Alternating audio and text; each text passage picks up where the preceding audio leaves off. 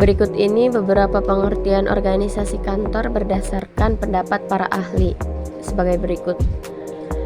Yang pertama, organisasi perkantoran merupakan tempat orang-orang melakukan interaksi untuk mencapai tujuan organisasi.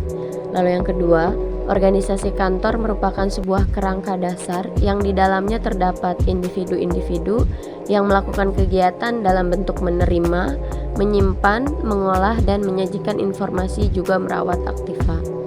Yang ketiga, organisasi perkantoran merupakan sebuah susunan staf dan alokasi tugas serta tanggung jawab dalam menerima, mengolah, dan memasuk informasi serta merawat aktiva. Lalu yang berikutnya yaitu model organisasi kantor. Dalam organisasi kantor terdapat 3 jenis model yang biasa digunakan dalam pengorganisasian pekerjaan kantor, baik di lingkungan pemerintah maupun instansi swasta. Sentralisasi merupakan kegiatan yang menitik beratkan pada pengawasan dari pusat dan dinyatakan dalam instruksi secara terperinci mengenai pekerjaan-pekerjaan yang terpusat. Sedangkan desentralisasi merupakan pekerjaan-pekerjaan yang dilakukan oleh unit atau bagian-bagian. Sedangkan asas campuran merupakan gabungan dari asas sentralisasi dengan desentralisasi.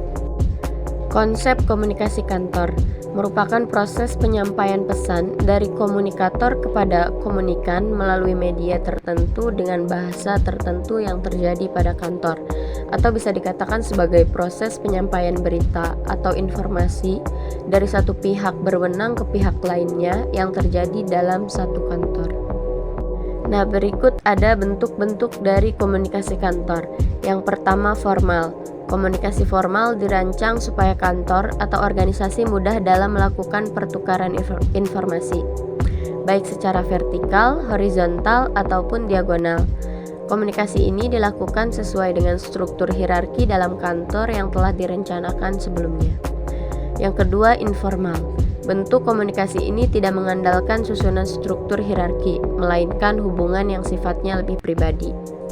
Lalu eksternal, komunikasi ini adalah bentuk komunikasi yang dilakukan dengan membawa informasi masuk atau keluar kantor, dilakukan untuk mencapai tujuan kantor. Dan yang terakhir, internal, komunikasi ini merupakan bentuk komunikasi yang dilakukan dalam internal perusahaan atau kantor. Komunikasi ini dapat dilakukan secara formal maupun informal. Media komunikasi kantor terdiri dari intercom, faksimile, telepon, walkie-talkie, telex, megafon, dan telekonferensi. Ruang lingkup komunikasi kantor yang pertama ada konsep dasar komunikasi, asas komunikasi perkantoran, permasalahan proses komunikasi, dan media komunikasi. Lalu komponen utamanya ada pengirim atau sender, pesan atau message, saluran channel, penerima receiver, umpan balik feedback, dan yang terakhir konteks.